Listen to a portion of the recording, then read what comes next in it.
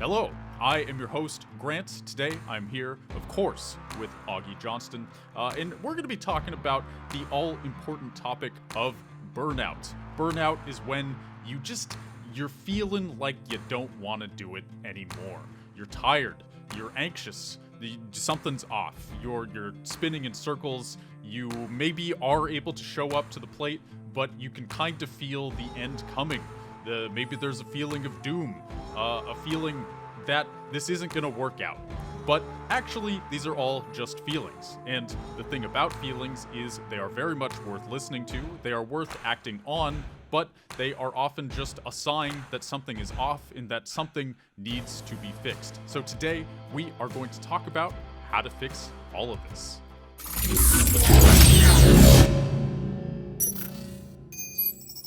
First things first, listen to your body. Maybe you feel like crap all the time. I think a lot of people kind of go through their life not feeling great. They're kind of tense, they're sore, they sit all day, they don't get enough sunlight, they're not eating very well. If you feel like you're lethargic and you don't have enough energy, listen to your body. Like, do you feel like crap most of the time? If that's the case, then you probably want to change that up. Maybe it's just sleeping more, organizing your schedule in a way where you are able to get more sleep. Like Augie, do you ever feel like one thing that keeps you from motivation is those days or weeks when you're not really respecting your body enough? Yeah, totally. I mean, the whole if you stay up late the night before and do some drinking and stuff, when you wake up the next day, if you're supposed to make videos, I mean, you're not gonna be into it. You're not gonna be all pumped up to do it. It's gonna feel like work.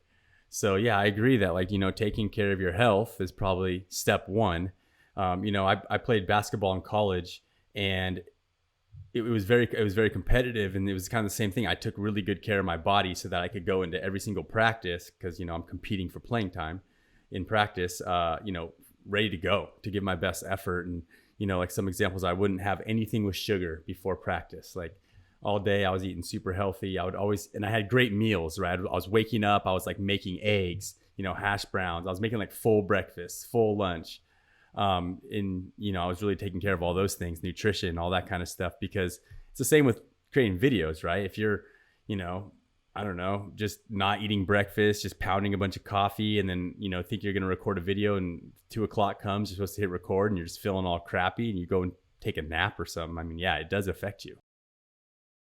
Yeah, I'm glad you mentioned pounding coffee without eating breakfast, because that was a struggle I had this morning, actually, where I was like, I got some podcasts to record starting at noon, and I want to have energy, but I also, I don't want to just eat oatmeal, because I find, with oatmeal, I just get a bunch of carbs, and then I kind of crash, and then plus the coffee, I mean, that's like a double crash, oh my god. So, your morning routine is super important here.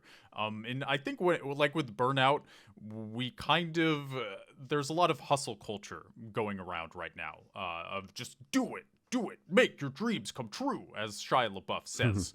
And that can be great, but we don't operate in a vacuum.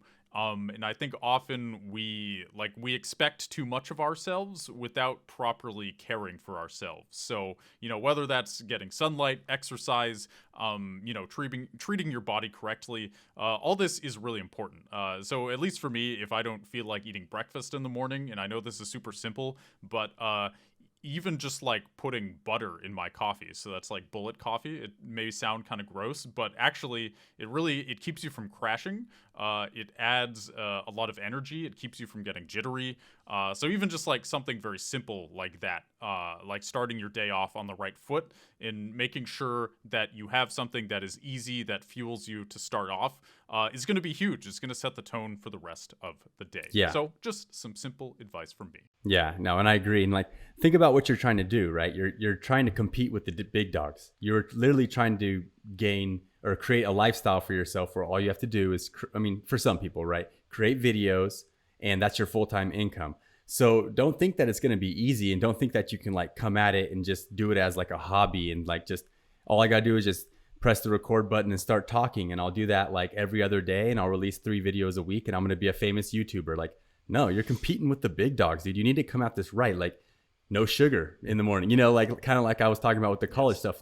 like bring your A game and treat it like a job. If you treat it like a job that you love, right, and something that you take very seriously, then you give yourself the best chance to succeed. I think that's just kind of the lesson learned there. Yeah, for real. It's there's a lot more that goes into this than meets the eye, and as you said, bring your A game, do everything you can to nurture yourself so that you are feeling like you can bring your best. And so we are referencing the VidChops blog right now. This is a very helpful outline of all these things. So we'll link this in the description. But moving on to the next one, take on a fun side project. This can be helpful with burnout because, well, when it comes to being an adult, there can be a lot of responsibilities. Maybe most days you wake up and there's a lot of things you feel like you have to do, but not a lot of things that you want to do. If you spend your entire existence living like this, you're going to get burned out. I mean, you are a human, you have desires, you have things that can fuel your soul. But if you're not doing them and you're constantly just trying to keep up with responsibilities and nothing else, of course you're going to get burned out. Of course you're not going to feel like taking on something extra. In this case, it would be a YouTube channel. Like, what makes you think you're going to have the energy to show up in front of a camera if you're constantly grinding and you're constantly doing things that you have to do but don't necessarily want to do? So, Augie, are there any side projects or something that you've taken on that was fun, but also felt like it kind of taught you how to be productive in a way that was more aligned with yourself? Yeah, I think like for me, like my goal was to make it on YouTube, to grow a following on YouTube. But I would go and do other things that were kind of unrelated, like exercising. Like there's a great example, right? Like even not even hardcore exercising, but going for a walk. I felt like sometimes by just stepping outside, going for a walk, when I had like creative block, right? Like I knew I needed to create a video. I was sitting down to do it, but I just like found myself scrolling on Facebook or on Instagram and not doing any work. I would just go for a walk. And at that point, I felt like I could like almost kill two birds with one stone, because I was getting some exercise, going for a run, whatever. But I was also letting my mind, let the gears turn in my brain to help me kind of come up with some creative ideas. And so like by the time I was done working out or whatever, and I got home, took my shower, sat back down, I was like inundated with ideas, right? Like I spent an hour and a half just letting my mind kind of wander without being on social media and stuff. And that helped with my kind of my creative block. And then I was excited, right? Like once you have the ideas, like the burnout comes from like the block, right? Like the creative block. And then like, you just don't want to do it anymore because it's so hard to come up with good ideas.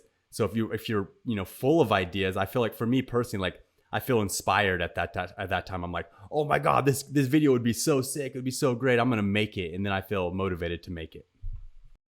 Yeah, exercise is really great for that. Like just the concept of blood flow and sweating, and even just like either getting outside or to a gym, it can really like reset your brain and make you feel anew. So would highly recommend. One thing I did, so this was kind of like not during the pandemic, but it was kind of like as things were opening up for the first time, I took up rock climbing. So I got like a membership to an indoor climbing gym. And this was during a time when I was having a lot of trouble working, like getting motivated to work. Whenever I did, it felt like a slog. Like, why can't I just show up? Why is this so difficult? Is this going to be the rest of my life? Feeling like I have an albatross around my neck or whatever, to put it dramatically. And so rock climbing for me was great for that. It was challenging. I got to get outside. I met people, or not outside, but in a very large room. It almost felt like outside. And it was a new skill. And like, I know this sounds sort of weird and unrelated, but even just the concept of climbing these super high walls, the poet in me wanted to, it felt like climbing these walls and kind of dealing with my fear of heights was like a metaphor for dealing with all of the constraints and burdens of my job every day, or my YouTube channel, what have you. And kind of doing this thing that totally got me out of my comfort zone and was very different and nothing like what I usually did day to day was hugely helpful. I did feel like it kind of retrained my brain. It taught me I can do hard things, and ultimately, like it was just a great experience, and it did fuel me. So yeah, like, and this is just kind of speaking to the simplicity here. Just get out of your comfort zone, do something fun, and go with it. All right, number 3, rethink your workstation. So this one's kind of interesting. I feel like I should kind of take the advice here a little better. I do have some decorations around my room, but ultimately, wherever you're working, the vibe is super important. If your office is really messy, if you don't have any decorations that you enjoy, if, I don't know, it smells weird in there, like, maybe rethink that. Maybe your monitor setup isn't really fueling you. Maybe you're like hunched over because your monitor is too low. You want to have your knees at like a 90-degree angle, and you don't want to be leaning forward. Like, make sure that you have these things in place and that you are comfortable working where you are. If you are sitting in a really cheap chair, you should invest. Like, I spent $300 on my office chair, and that is a big chunk of change. I know everybody doesn't just have that lying around, but you can go on Craigslist, find good seating. My point here is just make sure you are comfortable where you are working, because you're going to be spending a lot of time there, and you want it to be a place that does feel motivating. You want it to be a place where it's not exhausting just to be there. Like, Augie, I know you actually just had to reset up your workstation. How has that been for you? Kind of having to be between places and kind of deal with that. Yeah, I think it does help with burnout because, you talked about how it should be pleasant and, and I don't know, just comfortable. To me, I would say it needs to be very functional, because I think when it comes to burnout, and especially when it comes to making videos, right? I mean, most people spend, 70% of the time setting up. Like, I've been there before, like setting up the camera, setting up the lighting, getting the camera to focus. Oh, now the lighting's not right. Oh, I need to zoom in. The framing's not right. Okay, setting up the background lights. There's like so much setup time when it comes to making videos that like that alone could burn you out. So like set up your workstation to be like very easy to like make a video. So if you are like all of a sudden inspired to make a video and you're sitting there, all you gotta do is kind of reach across, press record, maybe open up the script or the outline on your computer, and then you're just kind of good to go, right? And you're recording a video instead of like all this setup time and then look around too. Like, is your desk all cluttered and all that kind of stuff? Like, if it is, like, that's not a good habit. Like, I mean, some people are messier than others, but I think all in all, sitting down at a nice, clean workstation with a little notepad there where you can jot something down, with a camera that's easy to hit record on, with your mic all set up and stuff, is kind of the first step of avoiding all the BS that comes with making videos. Because you're here to like deliver your message and spread, information or entertain people and inspire people through your videos, not to like spend an hour setting up your studio. And that was a huge challenge for me. I mean, it still is. Like, I'm not on a good, consistent video schedule. Now it's like, for VidChops, oh, we need to create some Facebook ads. I need to create these 3 videos. Okay. Then a couple of weeks go by and, oh, we need you to create this video for this, whatever, success page or whatever. Okay. I'm going to go create the video, and I got to set it all back up. And it's like, I'm creating like a 2-minute video that doesn't even need a script. I just need to tell people like, hey, look below the video, click here, do this. I just need to like get it out there. But then I spend forever setting it up because I want the lighting to be right. And it's just like, it takes 2 hours to record a 2-minute video that doesn't need a script. So, those are lessons that I've recognized myself. And then, also like, if you need help setting up your studio and stuff, like, get help. Like, if you're close to burnout and you're like, oh my God, I'm like, I got a new camera, I don't know how to do this, like, it's just frustrating. Like, get help. That'll, delegate something off your hands before you just call it quits and burn out and stop making videos. I'm sure later in the podcast, remind me if we don't get to it, but we can both talk about our own little burnout struggles, because I know you've had one and I too have had one. So anytime, Grant, we can talk about that. Yeah, sure. I'm down to talk about it right now. You know, we can go through the list later because I at least find talking about burnout and struggling with motivation. It's nice to hear the more personal side. Like these pieces of advice are super helpful. I've certainly applied them myself. But yeah, with the more personal side, it kind of humanizes it, makes people feel like they're not alone. So to jump into it. As most people know, my YouTube channel Treesicle was my full-time job for about 6 years, and we were pumping out a lot of videos. I made, God, like 500 videos over the years, and it was a lot. I was working with a team of four, and it was awesome. It was fun, but also every week I had to show up and write a script that was funny, informative, entertaining. Then I had to get in front of the camera and say it with charisma. Then I had to hop on the computer and edit a bunch of it. I had other people on the team to help with editing, of course, but there's just a lot of things every week that had to be done. And every week it kind of felt like I was starting anew. We release a video, now it's time to come up with another one come Monday. And so it kind of like never ended.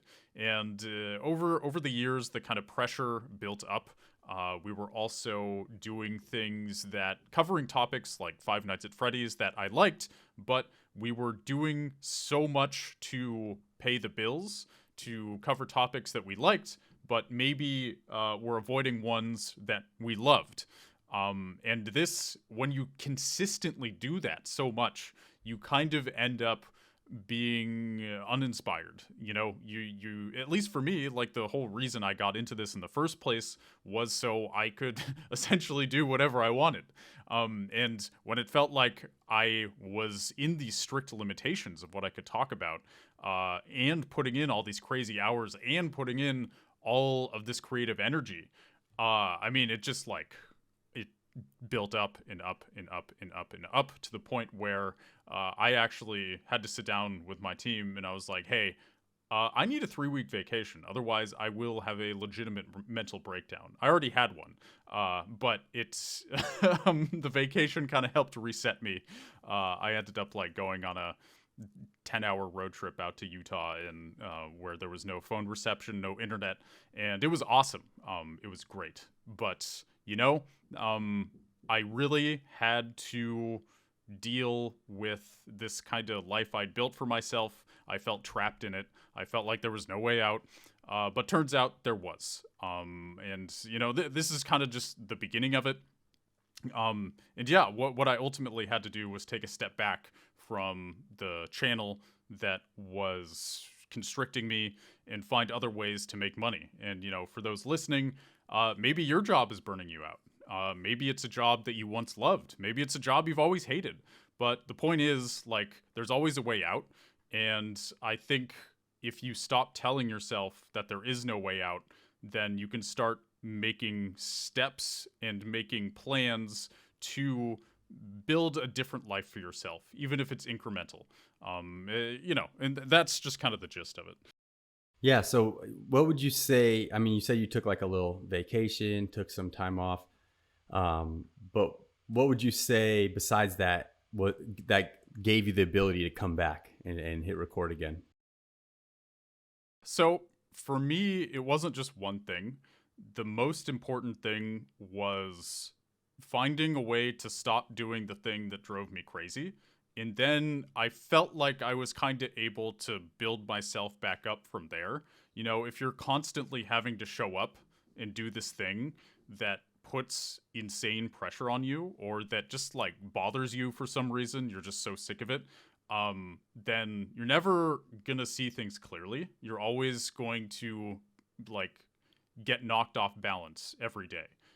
Every day you got to go to work. Every day, it's just too much for you to take.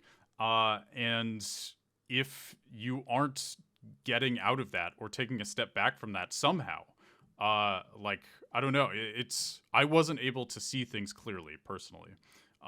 So for me, it was kind of making videos had become corrupted. I stopped liking it. I was like, can I ever enjoy this again? There was a lot of, I don't want to say drama in my head, but that's kind of what it was, Oh, I'll never enjoy making videos ever again. I don't know if anything will ever be okay. And like, yeah, I started looking into jobs, just, working at a weed dispensary. Like, I can't even make money with videos anymore. It's impossible. So yeah, stepping away from the thing that was causing me stress was the number one factor. And I think that gave me enough mental clarity to be able to start doing things I liked again. So then I started making videos on my personal channel where I was covering super weird topics that I loved.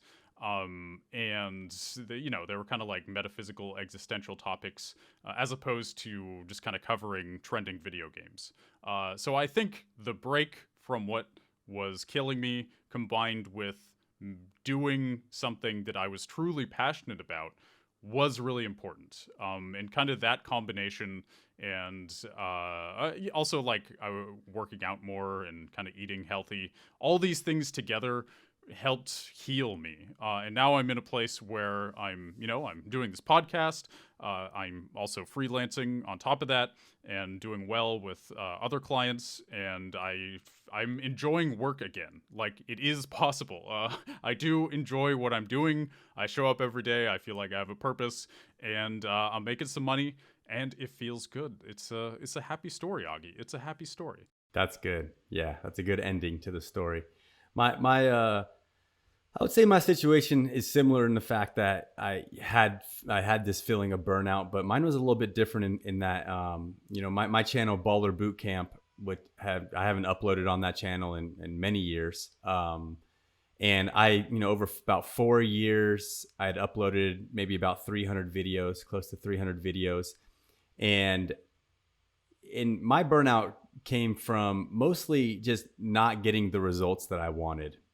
I was putting in all this work, and not able to make that breakthrough to, get like 1 million views in a month or something like that. And I was really worried about the numbers. Like I'd totally forgotten about my followers and the people that actually watched my videos. I was only looking at the numbers, like how many views am I getting, basically subscribers, that kind of stuff.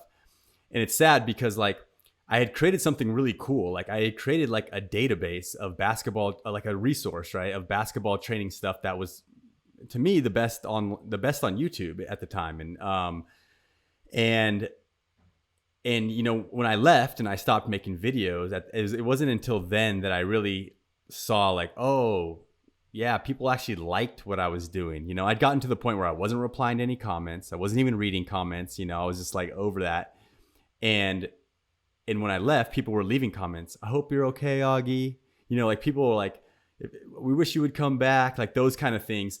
And I was like, oh, wow. Like I actually was like making an impact, or like reading comments like, I made my 7th grade team after, using these drills and that kind of stuff. Like that was the stuff I should have focused on. And I think I could have avoided burnout. I was, like I said, focused on the numbers. And when I wasn't getting the growth I wanted, I was recording these videos in the summer, playing basketball in Europe, overseas, releasing them once a week when I was in Europe, and then coming back in the summer. And eventually I said, I think I'm not going to play in Europe anymore. And I moved back here, and I was like, I'm going to focus on YouTube, and I'm really going to grow it. Like now, like I'm quitting playing to focus on YouTube. And that's when I didn't see and I was uploading more then, more videos, what I thought were better videos. And I wasn't seeing the growth. And as soon as my wife, who was holding the camera the whole time for me for all these years, had gotten a job, she became a 3rd grade teacher. I didn't have my camera woman anymore. And I could have easily just been like, oh, maybe I'll just use a tripod, or maybe I'll just find somebody else that wants to, make $15 an hour and I'll pay them to film. I just said, oh no, I don't have my camera woman anymore. This is not going to work anymore. I can't do this. And that's basically when the channel, stopped. It was basically me using any little excuse, right, to like give it up. And, VidChops at the time was starting to grow. I had already started VidChops. It was definitely helpful that VidChops was editing my videos and all that. And I was growing that. But it was me just using that excuse of, oh, I don't have my camera woman anymore. I can't do this. I quit. And you know, some days I think like, I'm going to make a comeback, you know, like, cause at this point it's been 3-4 years since I uploaded, and now I'm like a varsity head coach, got a lot of experience. Like I'm way better at teaching the game than I was back then. I know there's a lot of value I can give, but just not sure if I'll ever jump back into the basketball world, as I do plan on creating more videos just for a personal channel, talking about stuff that I like.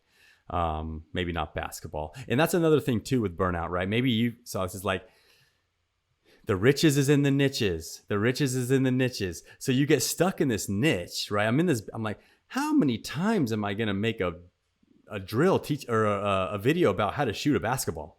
You know, like I can only make so many videos about that. So like, that's where the burnout comes in to play too. Is a lot of people think like, I've already created a video on that, you know? And so I don't know if you felt like you were stuck. Did you ever feel like you were stuck in this niche and you just wanted to create other kind of videos?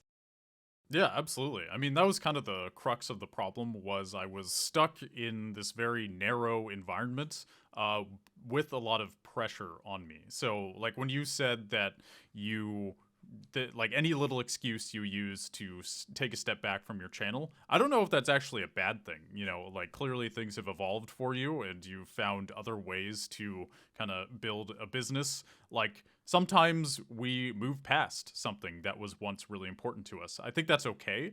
It doesn't even mean you'll be gone forever. I mean, you mentioned like some days you feel like you are going to make a comeback. And like, yeah, maybe that was a legitimate reason. That how many times are you going to make a video about how to shoot a basketball? Like, if you're sick of doing it, if you don't feel like you really have anything to add, then maybe you don't. Maybe it's time to, as you did, you started VidChops.com, and that has gone great for you. So like, is that really a problem? Sometimes I think burnout is a sign that our priorities and our interests have shifted. I think for you and for me, that's kind of just what happened. And the nice thing about YouTube also is you can always pick it up when you feel like it. I still occasionally post to my channel, and maybe one day you will also post to Baller Bootcamp again, and that's okay. Like we've found other things that are more fulfilling to do with our time, because we're not the same people that we were 5 years ago, and that I think is a beautiful thing. It means that we are evolving.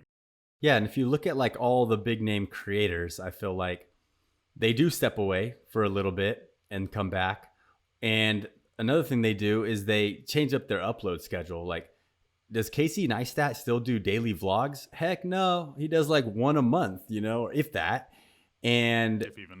you know, there was a time though when he was super inspired and he was maybe going through that hustle time where he was making like daily vlogs and a lot of content and stuff. And most creators do that. They'll go and I mean, just the ones that we've looked at, right? All the channels that we look at, we're like, oh, look, at this point in time, they were creating so many videos, they were getting like 40 million views a month. Oh, look, now they're only getting 20 million views a month. But back then they were creating, you know, 3 a week. Now they're only creating 2 a month, you know? And so their views did drop a little bit, but not enough to really affect them, and their quality of life maybe is a lot better. So I think it's the evolution. I think there is a time, if you want to make it on YouTube, there is going to be a time where you're going to have to work hard. Like growing on YouTube is a great thing, and it's worth it to be able to make money, whether it's a side hustle or whether it's a full-time thing for you. Like, there's a lot of value in being able to do that. That's really cool, but it's not going to come easy because it's really cool. If it was easy, everyone would do it. And I mean, how many people do you know say, hey, I'm thinking about starting a YouTube channel? Like, at this point, when people say that to me, I just say, best of luck to you. Great. You know, and what normally happens is they'll make a video and that's it. They make one video and that's it. And it's because it's hard. It's not easy. And there's a huge learning curve. But for me, if you want to avoid burnout, I would say there's a balance to the videos you create. Yes, you have to create good quality videos, but you need to systematize it in a way where you're not, like I said, setting up your entire studio every time you have to hit record, where you're not, you know, looking through an entire audio library of music and spending 2 hours to find one song to use for your background music. Systematize it. Use one song in every video. That's your song. You don't have to worry about that anymore. Maybe hire an editor, right? Maybe, find a system that works good for you for scripting, right? Find a system that works good for you to come up with video topics, because I think that's probably like the hardest part, is coming up with topics that you think are good. And once you're able to systematize the whole process and just create videos on the fly, you're giving yourself the best chance at least to not burn out and to actually publish videos and not just release one video and call it quits. So that's my 2 cents there. Yeah, and I'm also glad that you mentioned being frustrated by a lack of results or a lack of numbers. You felt like you had kind of plateaued view-wise. I'm sure this happens to a lot of people when they're starting a channel too. As you said, they release one video, maybe 2 or 3. They don't see much traction, and then they kind of give up. And that is very common. And I think maybe when you're focused a lot on numbers and nothing else, or like the lack of numbers is really frustrating you, maybe this isn't really the right niche for you.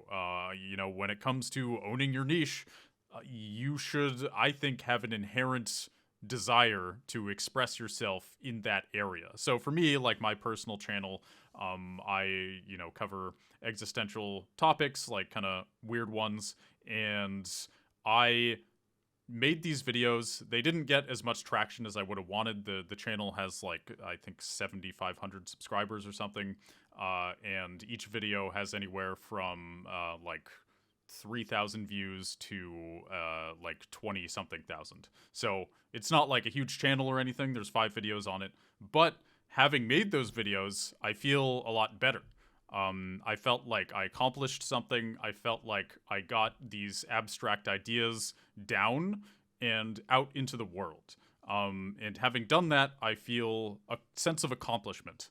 I didn't sure, I would have liked to see more growth, but ultimately I think making these videos helped me not burn out because I did something I enjoyed. I saw the process through to completion, and I feel good about that, and I enjoyed what came of it, and that feels wholesome to me. Those are some pretty dang good numbers. I mean, yeah, it's not a huge channel, but I mean, how long ago did you release those videos? I think the oldest one is like 2.5 years old or something. Okay, that's some pretty solid growth. If you're listening to this and just starting out, there's a chance that Grant saw that kind of growth because of his pre-existing channel. I did. Okay. I pitched some of the videos on Treesicle and on Bonsai Pop on my anime channel. So yes, sorry, I'm not trying to like 7,500 subscribers on 5 videos. It's so bad. No, I mean, I was coming from a place where I had almost 1 million subscribers, and then hundreds of thousands on a different channel. And I don't know, maybe this is coming off as humble bragging or something. Hopefully not. But point is, like, relative to what I was used to, and relative the fact that I was pitching this channel on very large channels, it felt like something more should have happened, maybe. Again, it's all relative. As a professional YouTuber, my numbers are a bit skewed. To someone starting out. Don't compare yourself to this, please. Yeah, and I would say, like, people starting out, like, I mean, this is something that I've heard from somebody that does YouTube automation, where they create like top 10 channels and stuff like that. Is they say when they start a channel, they don't even look at the numbers until they get 33 videos up. Once they have 33 videos on the channel, then they go back and see, okay, which video did well, and then they kind of like tailor the niche of that channel to that. I mean, it already is kind of niched down, but that they'll take it and say, okay, well, it looks like I don't know. Let's just say this is a top 10 channel.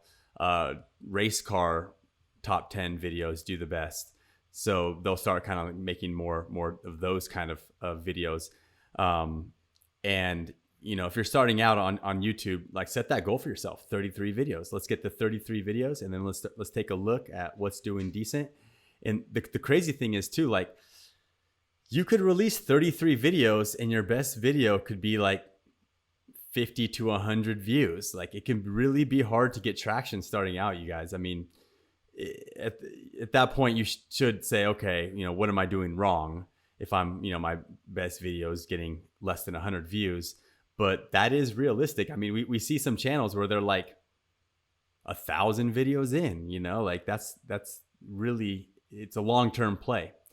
And really the only way to see big growth in the beginning is if you're able to create a video that has that great click-through rate, great average view duration, and then YouTube, the algorithm essentially promotes it out and recommends it to people who already kind of are interested in the same niche of that video that you created. So that's kind of where you guys want to be. Remember, to make it on YouTube, it's simple. Create great videos. Create great videos. And if you're not striving for that, to create for every single one of your videos to be better than the last, then maybe you're not doing it right. So that's my 2 cents. Yeah, so I love the idea of creating 33 videos and then looking at the channel after. I am curious how they went about doing that, because like, did they pay somebody else to upload their videos? How did they avoid seeing their own channel while posting to it? Well, I think they would look at the videos still, but they would really not go deep into like change. Like, they were trying different types, right? They would say like, okay, this is this kind of video. Okay, this next one's a little bit different. It's a talking head, more talking head. This one's more like vlog style. This one's talking about this. Okay, after 30, they would watch the views. After 33 videos, they would say, okay, which ones actually did well, that did the best.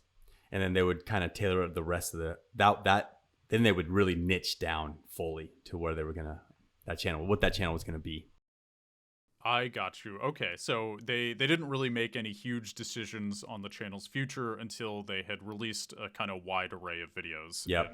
Or at least like sort of different types of videos to see what works. Yeah, so it's hard for me to come up with an example. Let me just say surfing.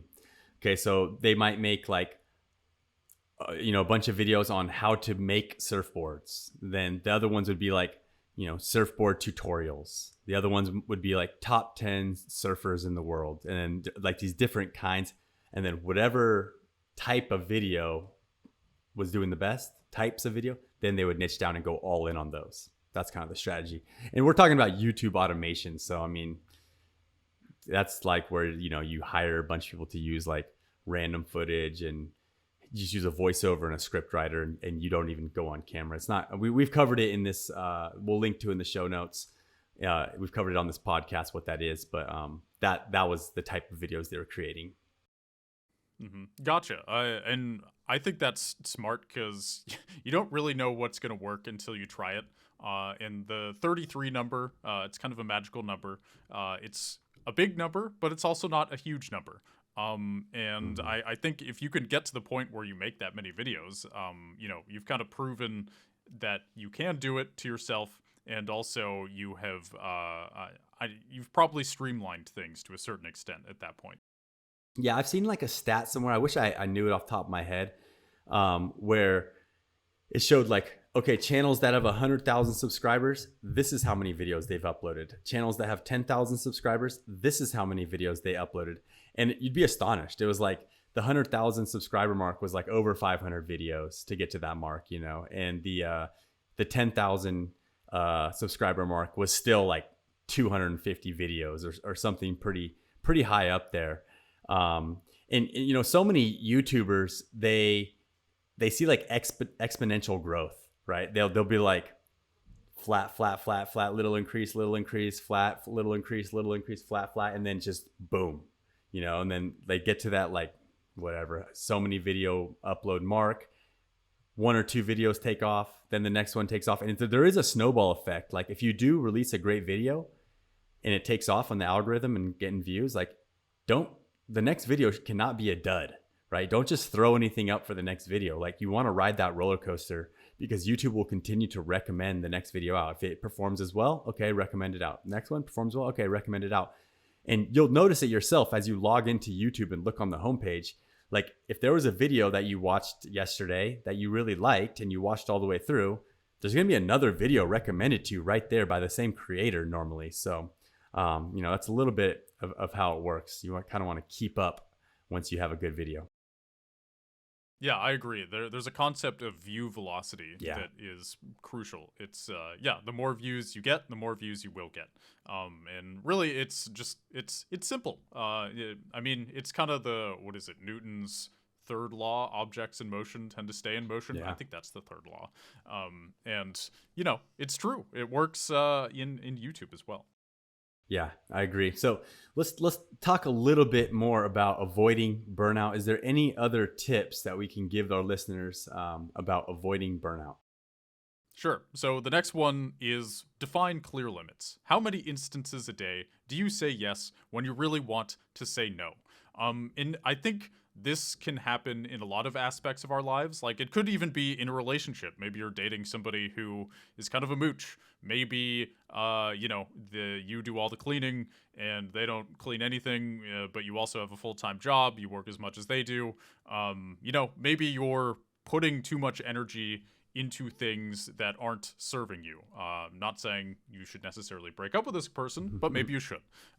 Maybe you just need to talk to them. Maybe have a heart to heart and sort of come to the realization that this isn't quite working for you the way that it's going right now. This could also just be your job. You have a 9 to 5 job, you have a day job.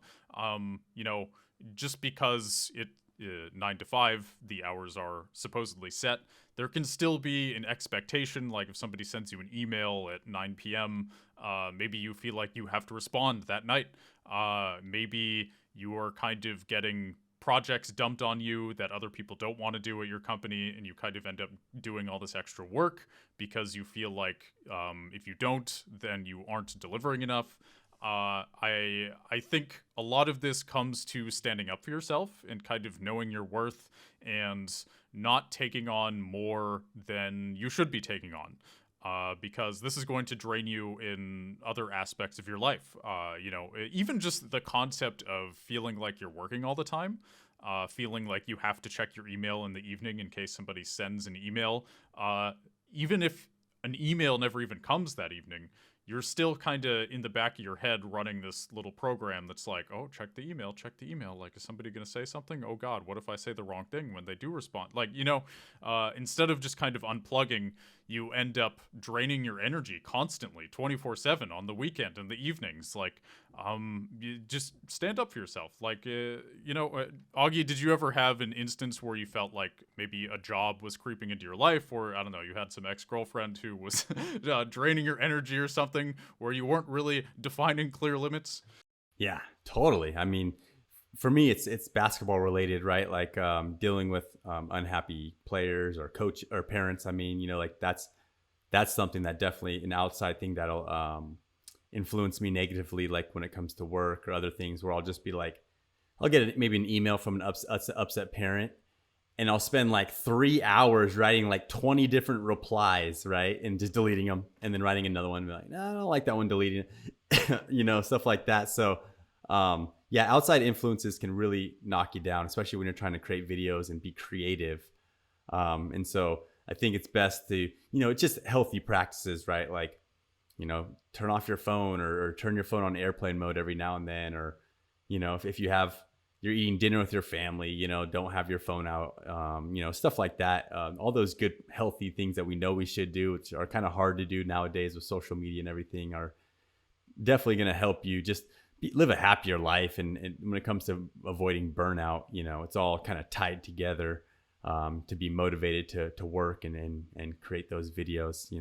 I want to mention one quick thing as far as a tip that I just thought of, that I've talked about before, but to me, it's a huge tip, and that's time blocking. Like, time block, if you're going to create videos, like block out some time that you're going to actually hit record. Like, I know like the most consistent people on YouTube, like they hit record on Monday from, 10 a.m. to 4 p.m. Like, they don't do anything else. Like, you can't get on the phone with them. If you call them, they will not answer. If someone tries to book a meeting with them, like even like for VidChops, like, I'll have the opportunity to book a meeting with somebody, and I'll be like, hey, does this time work? And it'll be a big meeting for them, and they'll be like, nah, I'm recording videos in that time, or, that's actually happened. That's when I kind of came to me, I was like, oh, it's kind of like a cool thing to like not let anything get in the way during that time. And that's kind of what I plan on doing. In July, I'm going to start hitting record again for VidChops and my own personal channel, just talking about business, YouTube, that kind of stuff. And I'm going to time block it, man. I'm going to say, hey, by this time on this day and this day, I got to hit record, and not script, not do anything. That all needs to be done by at this time. I'm sitting down and I'm going to just better hit record by then. And I feel like if I do that and I hit those times and I hit record, like then I can't fail. Like at least I mean, I could fail as far as like not getting views and the algorithm not loving my content and stuff like that. But I can't fail as far as not creating content. And like, that's really what most people fail on. You know, it's like, it's the actual publishing of videos, you know, like Gary V, like love him or hate him. Like that guy creates a ton of content, you know, and he always says like, hey, I guarantee if you just publish for 2 years straight, like you will have a 6-figure business. Like you will have made a dent in your industry. But the thing is, like, most people just won't do that. Like they won't hit record for 2 years straight. So, you know, that's my thing is time block it out, you guys. That way you have the content, and also creating like a backlog, you know, like don't put pressure on yourself to like, if your release schedule is once a week and you're recording just once a week and you have to hit that deadline and you got to stay up till midnight to edit that video to make that deadline, like that's not going to be healthy for you. Like you will burn out. Instead, have a backlog, have like, you know, 10 videos already saved up, and then there's no pressure on you. So those are some good tips, I think. Definitely. And yeah, the power of a backlog cannot be overstated. You know, it does give you a lot of wiggle room, and it helps you stick to things, like maybe accumulate a few videos before you even start releasing. Yeah. I think like that way you have a backlog before you even start.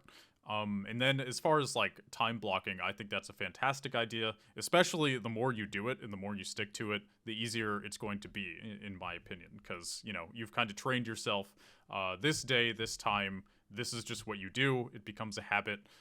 It becomes a pattern, and, you know, you just kind of fall into the pattern and things get easier from there.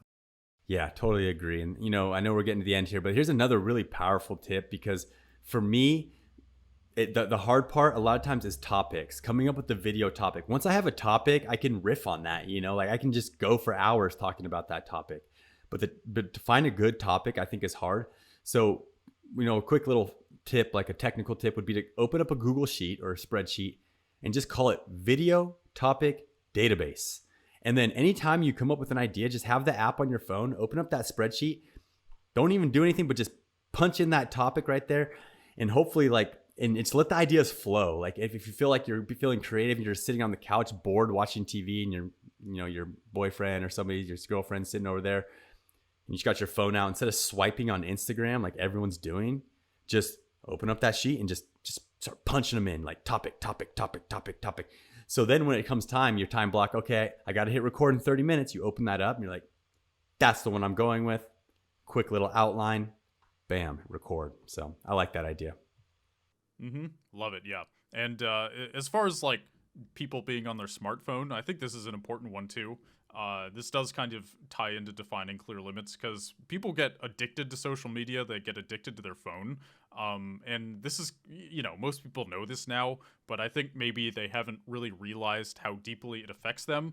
Like there was this one time a couple months ago, I was flying on a plane, and the guy sitting next to me was on his phone the entire time. Like he was just scrolling through Instagram, and his body language and his facial expression the whole time, he just looked like tired and defeated, and he was just scrolling forever, and it never stopped. And he just looked miserable. And like, the more you fill your time with that, the more you become that guy slouched over looking tired and miserable. Like, take social media addiction seriously. Like if you feel like you can't go very long without checking it, you have an addiction, and it is negatively affecting you. It is destroying your attention span. It is making you less happy than you would be. It is filling your head with things that probably aren't the best, whether that's making you compare yourself to others, or even just kind of reprogramming your brain to desire like instant gratification. All this is really bad. Please set a limit for yourself. One thing I did, I actually changed my phone background to like a gray slate. I don't know if you can see this, but it's just gray. And what that did is it made it very not visually stimulating. So I'm kind of less inclined to check it. When you have like a beautiful landscape, it kind of makes you want to open your phone more. So just a little piece of advice there. Yeah, I like that tip. And just the whole, I mean, yeah, the social media addiction thing is real. I mean, and to be honest, we all have it to a certain extent at this point. It's sad, but we do all have it. And teenagers have it the worst, right? I mean, they're just, it's bad. I mean, that's why parents take away their phone, right? If you get in trouble, the first thing your parents are going to do is take away your phone, because that they know that that's what you care about so much. And it's pretty unfortunate, but yeah, we talked a lot about a lot of things today. I think it was a good episode because we did talk about the a little bit abstract, like taking care of your health if you to avoid burnout and to hit record more often. And then we talked about the technical things with some Google Sheets and stuff like that. So yeah, definitely some good tips in this one. Yep, I agree. So just a super quick summary: listen to your body, take on a fun, useful, helpful side project, rethink your workstation, make it look pretty, buy a comfortable chair, and define clear limits. Just all these things are simple, and just go about it. You will find that you'll feel better applying these things, and hopefully our personal anecdotes helped as well. And hey, if you are watching this on YouTube, definitely make sure to hit that subscribe button. If you're listening on iTunes or Spotify or anything like that, make sure to follow so you can not miss a single episode and get up to date on all of our awesome, super useful advice on how to build and succeed on YouTube and in your personal business ventures.